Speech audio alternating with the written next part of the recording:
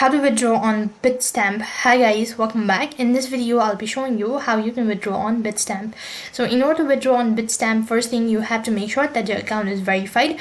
Along with that, you need to make sure that you've already linked a bank account or a payment source. Now then, to begin with the procedure, log in into your Bitstamp account.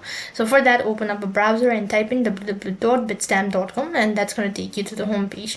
So basically, when you're logged in, you'll be able to see multiple tabs located in the top right hand side corner.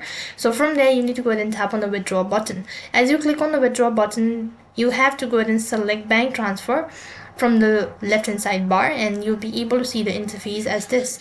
Now you need to choose the currency and the amount, and you'll need to select which bank account you'll be withdrawing to, all that, and click on continue to service. Once you've done with the procedure, next interface, you need to review the information, and once done confirming all of, then you can confirm the withdrawal, and you'll be notified with a statement that you've successfully withdrawn the amount from Bitstamp. So in this way you can withdraw amount from Bitstamp. That is all for this video. I hope the video was helpful. Make sure to like, share and subscribe to our channel. Thank you for watching. See you in the next video.